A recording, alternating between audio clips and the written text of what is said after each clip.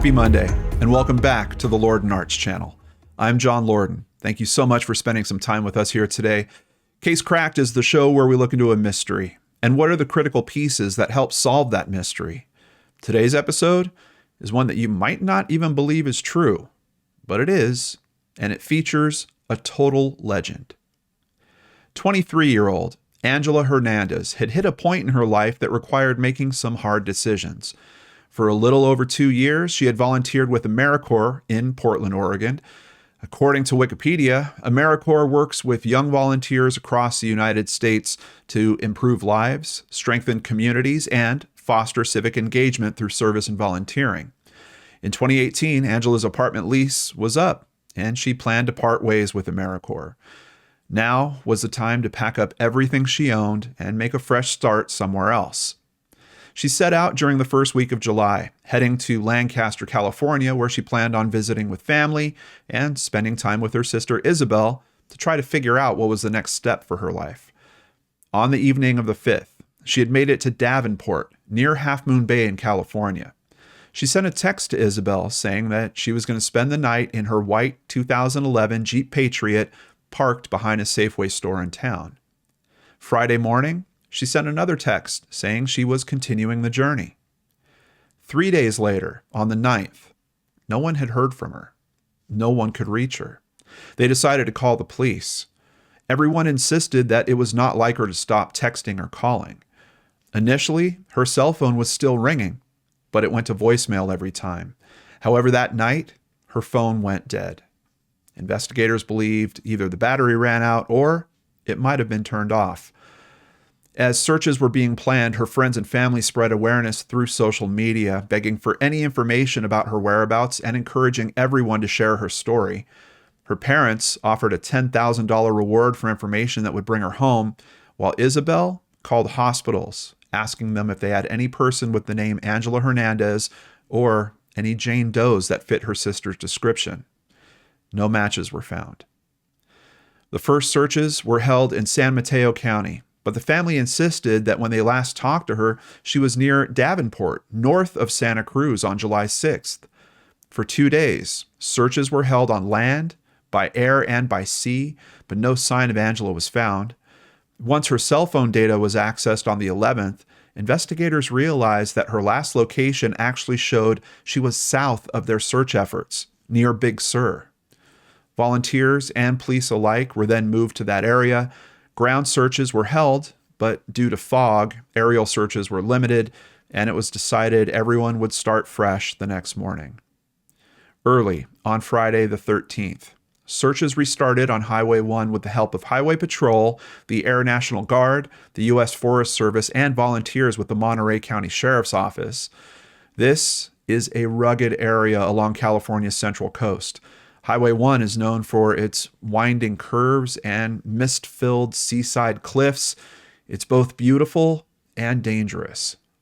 Again, they found no sign of Angela or her car.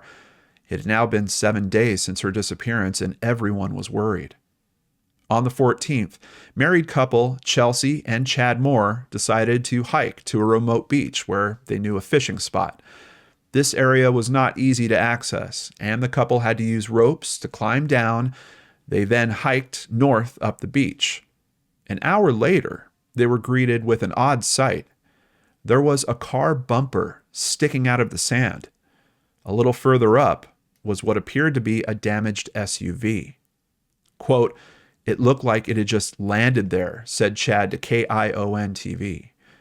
No one was inside the vehicle, but personal items were strewn all along the beach.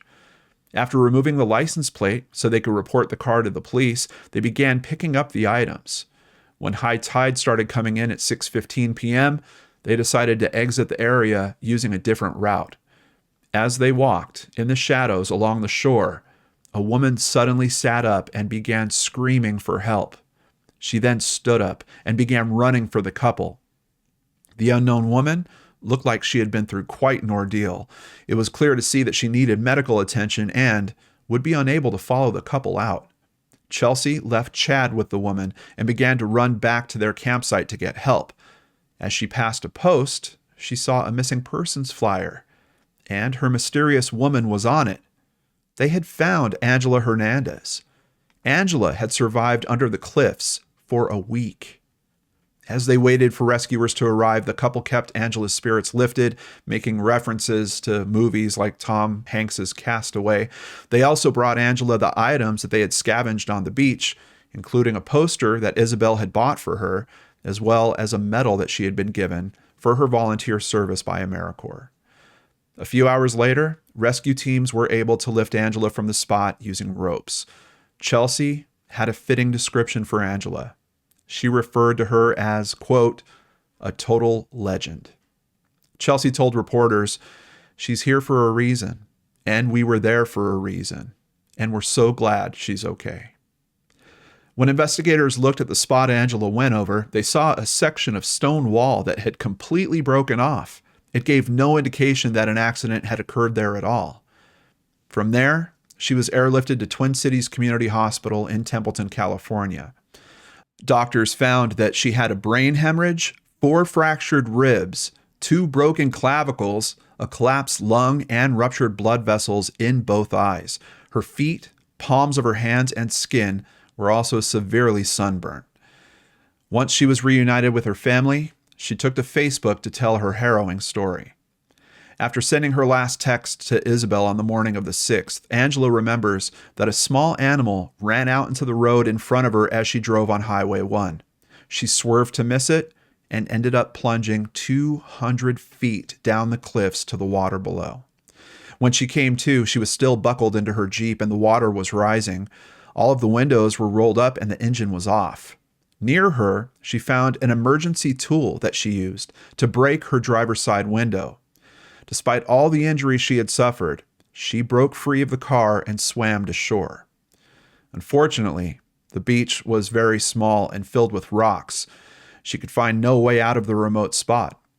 When she woke the next morning, she said, quote, "I could see my car not too far from me, half washed up on shore, with the roof ripped off of it. I looked down at my feet and saw that my shoes were gone. I saw nothing but rocks, the ocean, and a cliff that I knew I'd never be able to look over." Her days became a blur as she continually tried to find a way off the beach. When the rocks she walked on became too hot to bear, she went into the water and thought of her favorite songs and what meals she would eat when she was rescued. She could even see the cars on the highway from where she was. "I felt like if I could just yell just loud enough that one could hear or see me, that's all it would take to make it back to my family," she wrote. "Just one person noticing me." On the 4th day, she was badly dehydrated and knew she had to find fresh water somehow amongst all the salty seawater. When the tide was out, she walked to her Jeep and tried to scavenge anything she could from it. All she came away with was a 10-inch radiator hose. At the base of the cliffs, in one specific spot, she found fresh water dripping from moss and used the hose to catch her drinking water. She kept to her daily ritual until she was found on the 14th.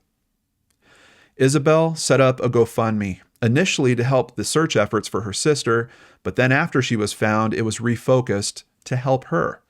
When she drove off the cliff, she had nearly everything she owned with her. It raised $12,433 and is filled with messages of love, support, and inspiration. In December of 2018, Chad and Chelsea received a civilian award at a ceremony in San Francisco to thank them for helping to rescue Angela. Angela summed everything up perfectly at the end of her Facebook post, quote, "At the end of the day, I feel like I have everything I've ever wanted. I'm sitting here in the hospital, laughing with my sister until she makes broken bones hurt. I've met some of the most beautiful human beings that I think I'll ever meet in my entire life. I've experienced something so unique and terrifying that I can't imagine that there isn't a bigger purpose for me in this life. Life is incredible."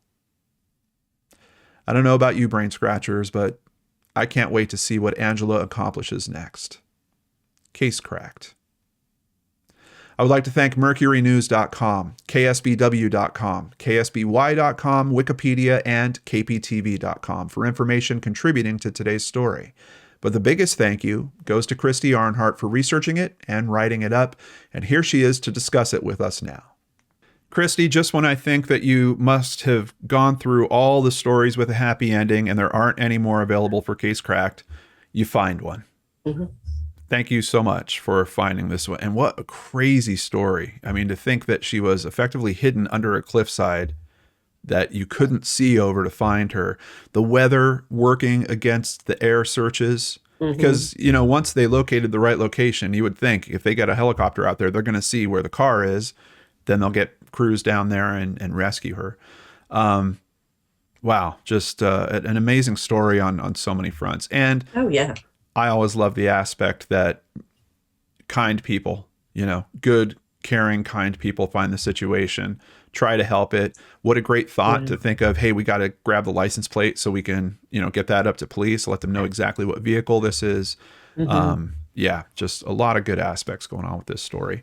Oh, Uh, yes. One thing that I feel like we kind of breezed over, so I just wanted to give it a little more time here in the discussion is you mentioned that a safety tool was used. Mm. Oh, yes.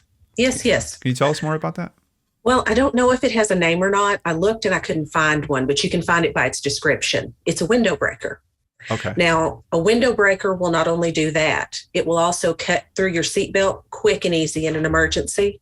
It's got a hammer head on the other end, so you can just use that for whatever you want to. I mean, my husband and I have one each that we keep in our vehicles. Mm-hmm. They're made out of carbon steel. They come in packs of two, and you can choose your color. So you got to get one. Wow. As a matter of fact, Christy had a recommendation on that. So we're going to include that in the links down below. And that one, super affordable, $9.99 for a pair. Oh, yeah. But you could also go John style a little bit.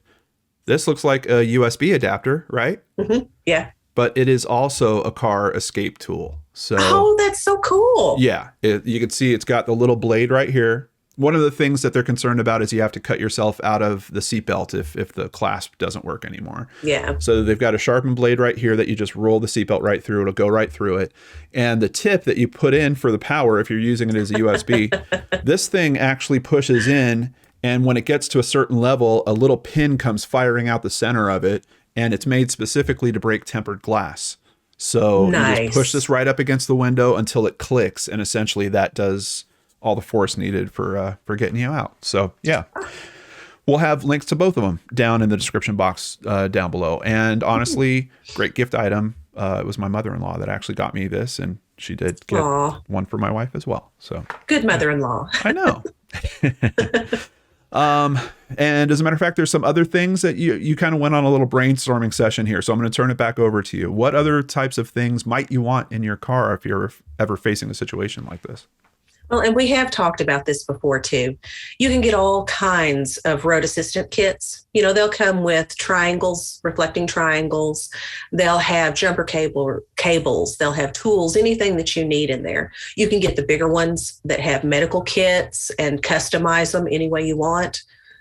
Yeah. Now, of course, in Angela's case, she wouldn't have been able to get into her car to get it. But in other situations, get them with blankets in case you're caught somewhere cold, or they will come in handy. Yeah. There's a lot of different kits that you can see that have different features. So you might want to do some research and find something like that. And then, of course, a really big point is location sharing. And I have talked about this on the channel quite a bit. I track my wife like crazy using Life 360. I do the same thing. Yeah. I even went to the airport to pick her up, and I wasn't sure which end of the baggage claim she was going to be at. And I'm just like, Life 360. Oh, okay, it's over there. Yeah, I've done that in Walmart. Yeah. So, and you actually note here, I didn't know, it's not pinpoint, like it'll give me a general direction of where she is, but you have here in the notes that it'll take you within about 1,000 yards of the people you're looking for. For me, it's actually probably even a little better than that. I think it's a little bit of a tighter radius that I've noticed there, but nice.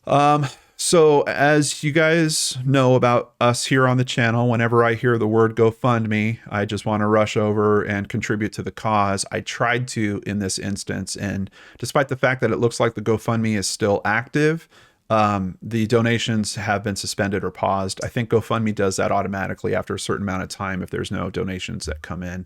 And it had been a couple of years at this point. So we did try. Aww. But nothing that we could really do on that front. That's my favorite thing to do. I know. Any updates on Angela's recovery at all, or? I couldn't find anything. And if you Okay. think about it, her injuries were extensive and she needed a lot of time to recover. Yeah. Then COVID hit. So I would imagine it slowed things down. Gotcha. Gotcha. And do we have any hints? I mean, we know that she was kind of looking for that next step, trying to figure out what was the big thing in her life. Any hints at what that might be or things that she was considering? Well, I've read that she's a kind hearted, easygoing person who's always wanted to be a musician.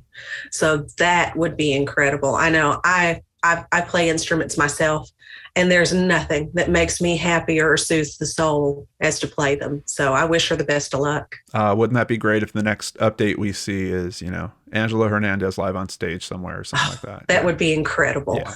Yeah. Awesome. Thank you so much for all your help on today's episode, Christy. We really appreciate you. And I've got some other people to thank right now. Thank you, PayPal supporters Amanda Beard, Melissa Heinbach, and Larissa Mertschink. For over 6 years, we've always run limited commercial ads here on YouTube, and we can't do that without support. If you'd like to help the channel keep going and growing, please visit lordandarts.com. There, you can sign up for Patreon, sign up for PayPal, buy merchandise, or even just buy us a coffee, like Jennifer Dixon recently did.